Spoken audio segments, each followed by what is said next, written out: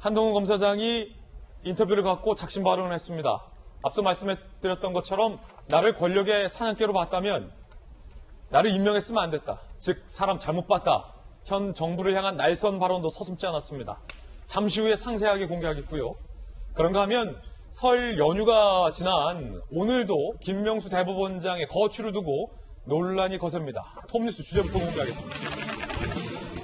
김명수 대법원장은 물러설 생각이 오늘도 없어 보입니다. 버티기 모드에 들어섰다라는 관측이 우세합니다. 먼저 지난 출근길에 각계에서 이뤘던 사퇴 요구에 대해서 김 대법원장은 당시에 어떻게 대답했을까요? 그때 당시 발언 들어보시죠. 거짓말하신 거에 대해서 일선 판사들 사이에서 비판 제기되는데 어떻게 생각하십니까? 재판 전담 판사 로비 어떻게 생각하십니까? 사과나 사퇴 요구에 대해서 입장 밝힐 생각 없으십니까? 김명수 대법원장 버티고 있다. 언론들은 이렇게 관측하고 있습니다. 물러설 생각이 없다는 겁니다. 그런데 그런 김 대법원장에게 앞으로 3가지 변수가 있다고 합니다. 첫 번째, 국회 상황이 심상치 않다. 국민의힘 제1야당이 모레죠 17일 김명수 대법원장 법사위 출석하라 요구하고 있습니다. 만약에 김 대법원장이 국회 법사위에 출석한다면 야당으로부터 왜 거짓말을 했느냐, 여당이 추진했던 탄핵에 대해서 정말 여당이 설쳐된다라고 생각했느냐, 그렇다면 왜 사표를 받지 않았느냐 등등 많은 소위 난감한 질문들을 받게 되죠. 김명수 백서 제작도 추진되고 있다. 일각에서 직권남용 허위공문서 검찰에 고발할 예정이라는 얘기도 나오고 있습니다. 두 번째 변수, 법원. 서울중앙지법이 18일 사법농단 핵심 전현직 법관들 1심 선고가 예정돼 있다. 세 번째 변수, 헌법재판소. 임성근 부장판사 탄핵 심판 결과도 조만간 나올 수 있다라는 겁니다. 일단은 이재명 기자, 연휴가 지났지만 김 대법원장을 향해서 잠시 후 살펴보겠지만 현직 판사가 사퇴를 요구하는가 하면 여전히 김 대법원장의 거짓말 논란, 사법부 독립 훼손 논란, 김 대법원장의 거취 논란은 여전하군요. 그렇습니다. 이번 주에도 굉장히 뜨거운 쟁점이 되지 않을까 싶은데, 조금 전에 본 것처럼 이제 17일 날은 국민의힘이 이제 법사위에 출석하라 이렇게 요구를 했죠. 근데 물론 지금까지 이제 관례적으로 대법원장이 국회에 출석한 전례가 없죠. 거의 다 이제 법원 행정처장을 통해서 본인의 의사를 대리 표명을 했었는데, 이번에도 출석 가능성 높지 않다게 보이지만 어쨌든 야당 입장은 굉장히 정책 쟁점화를 계속 시도하지 않을까 싶고, 물론 이제 또 이제 여당에서 사실 이 출석에 대해 동의할지 여부도 이제 불투명하지만, 어쨌든 야당 입장에서 백서를 만들겠다 이런 식으로 해서 계속 압박을 하지 않을까, 그렇게 전망이 되어 봅니다. 그리고 지금 조금 전에 본 것처럼 이제 18일 사법농단 피의 판사들에 대한 1심 선고도 굉장히 중요한 의미가 있지 않나 싶습니다. 지금까지 많은 판사들이, 그러니까 사법농단에 연루된 판사들이 재판에서 대부분 다 이제 무죄를 받았죠. 그러다 보니까 과연 사법농단 실체에 대해서 굉장히 의문을 지적하는 목소리가 높고, 그러다 보니까 임성근 부장판사의 그 탄핵 소추가 과연 적정했느냐, 중대한 사안이냐, 이런 이제 논란까지 계속 전개가 됐었는데, 과연 18일날 만약에 1심에서 유죄가 선고되는 그런 이제 사안이 벌어지면, 그때는 이제 또 임성근 부장판사의 탄핵이 힘을 얻기 때문에, 그럼 또다시 이제 국면이 조금 더 김명수 대법원장의 거짓말 논란에서 다시 임성근 부장판사의 탄핵 소추에 대한 이슈로 다시 번질 수 있는 그런 상황이 될 수 있을 텐데, 이번 주 상황 되게 중요하지만 제가 조금 뒤에 살펴볼, 전 무엇보다 과연 법원 내부에서 판사들이 지금까지 익명 게시판을 통해서 김명수 대법원장의 사퇴를 요구하는 그런 목소리도 있었지만, 그것이 실명으로 사퇴 요구가 나오고 있고, 그런 것들이 과연 이제 법원에서 여론을 어떻게 형성하냐에 따라서 김명수 대법원장의 거취가 결정되지 않을까, 이렇게 생각해 봅니다. 예. 현직 판사가 실명으로 김 대법원장을 비판했습니다. 함께 보시죠.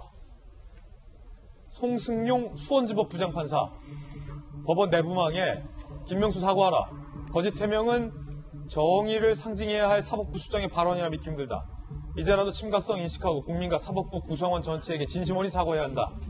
헌정사상 첫 법관 탄핵 소추에 대한 반성과 유감 표시도 포함되어야 할 것이다. 라는 얘기가 나왔습니다. 손정희 변호사님, 송승용 부장판사, 익명이 아니라 실명이라는 점이 지금까지 법원 내부에서 김 대법원장 부끄럽다, 참담하다, 사퇴하라 라는 목소리가 많았지만, 실명이라는 점이 좀 다른 것 같고, 김 대법원장이 사과했다고 하지만 지금 송 판사는 그 사과가 부족해 보이는 것 같아요. 송 부장님의 인식에 저도 동감을 합니다. 이 거짓 해명은 국민들의 어떤 신뢰를 훼손시킨 행동이었음은 자명하기 때문에 그래서 이제 사과의 의사표시도 나온 거라고 생각을 들고요. 하지만 전체적인 맥락을 본다면 이 부분과 관련해서 사과해야 될 점은 또 사과해야 되고 또 임 부장 판사에 대한 탄핵소추 발의가 정치적인 의도에 의해서 비롯됐다라는 주장도 과하다. 전국 법관대표 회의에서 탄핵소추해야 된다라는 의견에 또 동조한다라는 의견을 실명으로 비판했던 것은 주류의 어떤 법조계의 의견을 밝히고 있다. 잘못한 사람은 탄핵소추돼야 되고 그 과정에서 거짓 해명으로 혼란을 일으킨 점은 또 사죄해야 된다라는 점은 공감을 합니다. 예, 사과가 충분치 않았다. 퇴임을 앞둔 판사도 김명수 대법원장을 작심 비판했습니다.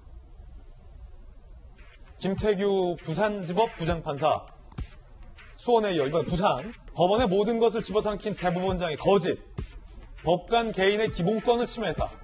권력 분립의 원칙과 정치적 중립이라는 헌법 대원칙을 무너뜨렸고 치욕에 휩싸이게 됐다. 대법원장 퇴진만이 법원의 정체성을 회복하고 후배 법관들의 자존심을 되돌려주는 마지막 희생이 될 수 있다. 라고 얘기를 하고 있습니다.